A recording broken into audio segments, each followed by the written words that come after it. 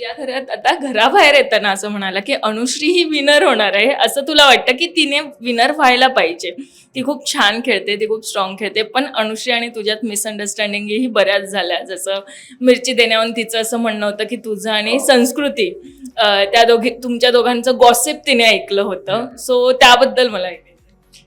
अनुश्रीच winner होणार आहे असं मी एक्झॅक्टली नाही बोललो आतापर्यंत तरी, पण हो, she is one of the strongest competitors.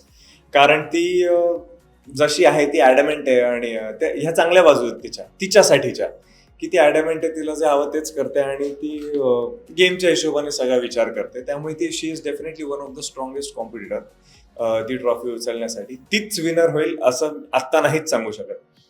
आणि राहिली गोष्ट मिरची टास्कच्या वेळेस जे काय झालेलं ते एक मिसकॅल्क्युलेशन होतं बेसिकली माझ्या साईडने म्हणा.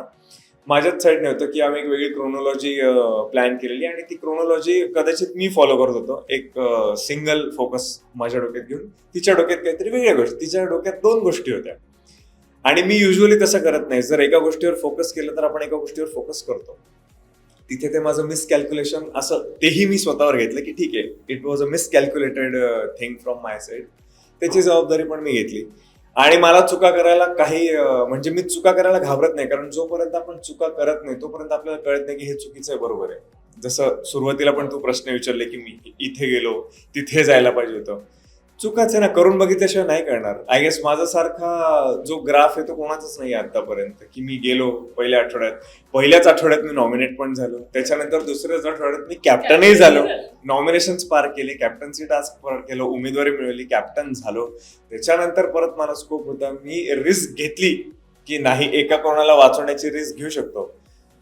माझ्यामुळे जर कोणी कॅप्टन झालं तर ती पण एक मोठीच गोष्ट वाटते मला, जे आतापर्यंत घडलं नव्हतं 10 आठवड्यांमध्ये.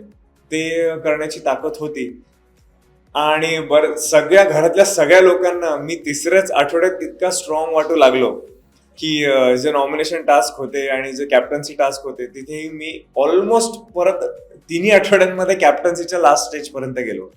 आय गेस तो जर्नी खरंच खूप चांगला राहिला आहे आणि तो ग्राफ जो असाच आहे तो असाच असला पाहिजे. त्यामुळे I think it is good. या घरात अनेक नाती जोडली गेली आहे, पण आता जेव्हा फॅमिली वीक होता आणि तेव्हा बायको येणं आणि तू त्या पॉइंटला मला खूप इमोशनल झालेला पाहायला मिळाला. आणि तू असं म्हणाला की तुला भयंकर स्वप्न पडत होती जी तू तिथे कोणाला सांगू शकत नव्हता. बायको आल्यावरची ती फिलिंग ती नेमकी कशी होती आणि एक्सपेक्टेड होतं हे सगळं? नाही, कारण खूप वर्षांमध्ये रादर 1 दशकामध्ये आम्ही पहिल्यांदा इतक्या वेळ लांब राहिलो होतो.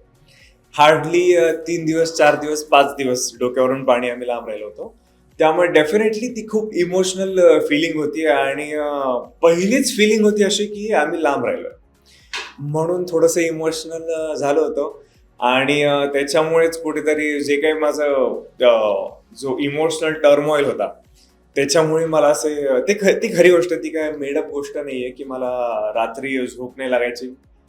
मी खूप साऊंड स्लीपर आहे, एकदा झोपलो की मी सकाळी उठतो. पण कदाचित ह्या गोष्टी सुद्धा कुठेतरी अफेक्ट होतात. मे बी ती त्या घराची वाईब असेल किंवा ओव्हरऑल घरात एक वेगळ्या प्रकारची वाईब असते जेव्हा इथे 10-12 जण वेगवेगळ्या एंड प्रांतातून आलेले असतात आणि ते एका गोष्टीकडे पळत असतात, तेव्हा एक वेगळ्या प्रकारची वाईब क्रिएट होते. तर त्याच्यामुळे काय ना थोडासा तो इमोशनल टर्मॉईल होता. मराठी मनोरंजन सृष्टीमधील मालिका, चित्रपट, नाटक तसेच कलाकारांबद्दलच्या नवीन अपडेट्स जाणून घेण्यासाठी नक्की सबस्क्राईब करा इट्स मज्जा मराठी या आपल्या नवीन यूट्यूब चॅनलला.